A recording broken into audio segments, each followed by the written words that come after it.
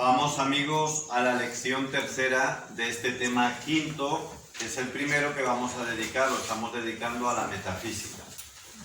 Fíjense que vamos a dar un salto aparentemente grande, pero en realidad no, es un salto muy lógico y muy inmediato. Es el salto a plantearnos la apertura humana a la trascendencia, es decir, nos vamos a plantear ya el problema de Dios. Digo que quizás a alguien le puede parecer esto un poco forzado, que del ser saltemos a Dios, que quizás piensen que es que queremos ya dar teología o catecismo incluso. Pero repito, es algo lógico, es algo racional, porque si nos estamos planteando el ser, lo que existe, los entes, hay que preguntarse, y esta es una cuestión profundamente filosófica, es lo que define la propia filosofía, hay que preguntarse el origen del ser. Por eso, una de las primeras preguntas, quizás la más radical de todas las preguntas metafísicas, no teológicas solo, que también, pero metafísicas, que es en lo que estamos ahora, una de las preguntas, repito, más radicales y fundamentales es: ¿cuál es la causa del ser? ¿Cuál es el primer ser? El primer ser, el más importante. Y como vamos a ver en el desarrollo de todos estos temas, vamos a concluir que la causa, el origen del ser y de todos los entes es Dios. Por eso es que vamos a empezar sobre su estudio. Por eso es este salto, ¿no?, de plantearnos ahora ya la apertura humana a la trascendencia.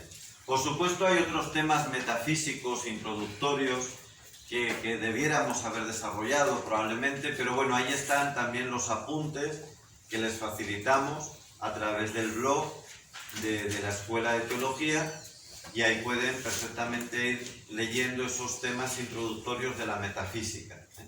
Nosotros ya vamos a entrar de lleno en lo que sería el primer ser, el ser primero, que llamamos Dios. Hoy sabemos, sobre todo por la paleontología, por los descubrimientos de esta ciencia, que, por ejemplo, el antecesor del Homo sapiens, o uno de ellos al menos, el hombre del Neandertal, cuyos enterramientos pues tienen entre una franja muy grande, entre 150.000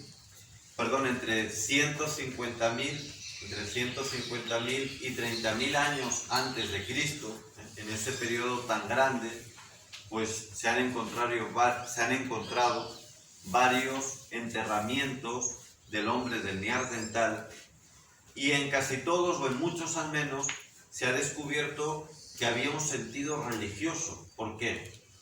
Porque al enterrar ponían a sus difuntos mirando hacia el poniente, hacia donde se oculta el sol, la cabeza puesta encima de una piedra, pero mirando hacia el poniente. Y esto no es una casualidad, dirán, bueno, pues un rito, una casualidad. No, ahí ya hay algo de trascendencia, y estamos hablando de el ser que todavía no era inteligente, no se considera todavía hombre como tal. Sí, homo, pero no el hombre perteneciente a nuestra especie. Entonces les digo esto para que entiendan que este sentido trascendente de que hay algo más, de que yo muero, pero al morir pues estoy mirando hacia lo que es el horizonte, estoy mirando hacia el final de todo, por donde se pone el sol, esto indica algo. O por ejemplo los mitos del antiguo Egipto, como por ejemplo el de Osiris. También en sus enterramientos, estos ya son por supuesto Homo sapiens, faltaría más, pero hay también culturas muy antiguas, previas incluso al judaísmo, a la Biblia, al cristianismo, por supuesto. En estas culturas, como las del antiguo Egipto, también se se ven en sus enterramientos signos evidentemente religiosos.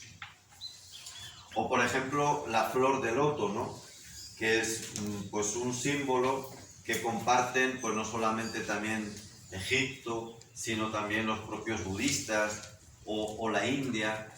La flor de loto que expresa también trascendencia, ¿no? Porque es una flor que tiene sus raíces en lo hondo, ¿no? Del limo negro de un estanque, pero a la vez pues el tallo va elevándose desde la tierra hasta la superficie y allí las hojas pues se abren al aire y la flor pues al sol.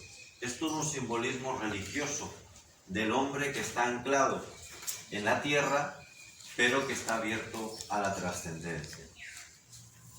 Por lo tanto, desde que el hombre es hombre e incluso sus antecesores, está abierto a esto que llamamos la trascendencia. No es lo divino, lo trascendente, lo religioso, como quieran, en este momento nos vale cualquiera de esas palabras, no es algo que se haya inventado con el cristianismo, no es algo que haya inventado la Iglesia, sino que es algo que evidentemente pertenece a la experiencia de la humanidad. Antes incluso de que hubiese una revelación bíblica, por ejemplo. Miles de años antes, ya nuestros antepasados se preguntaban qué hay más allá de nosotros, quién nos ha creado, quién nos va a recibir cuando muramos, qué va a ocurrir cuando uno muera, ¿se acaba todo? Y algunos decían, no, no se acaba todo, hay algo allá en el poniente que no somos capaces de ver, y por eso enterraban así a sus difuntos. Y no solo tenemos estos signos religiosos que aparecen en todas las civilizaciones, en todas, sino que además siempre antes, mucho antes, 500 años antes de Cristo, 600 años antes de Cristo, ya los filósofos se planteaban estos temas. Filósofos, por lo tanto, evidentemente no cristianos. Se lo planteaban y se lo planteaban desde un punto estrictamente racional. Por lo tanto, además de que lo religioso, la trascendencia, es algo inherente al ser humano, connatural a nuestra naturaleza, además de eso, también hay que decir, amigos, que el tema trascendente o religioso afecta directamente a la razón. Fe y razón. Por lo tanto, tenemos que tener claro, amigos, que la religión, la trascendencia, Dios no es simplemente un objeto de fe ciega. La fe ciega no es propia del ser humano. Y para la Iglesia y para los filósofos, además, es un error enorme. Para la Iglesia es una herejía. Se llama fideísmo. De fideo, fideísmo. No, es de fe. Viene de fe. Fideísmo. Que es el creer en Dios rechazando el uso de la razón en ese acto de fe. Es cierto, amigos, que la fe es aceptar algo por el testimonio de otra persona. Eso es en definitiva la fe. Yo acepto una verdad gracias al testimonio que me aporta alguien. Eso es la fe. ¿No es cierto? ¿Sí o no?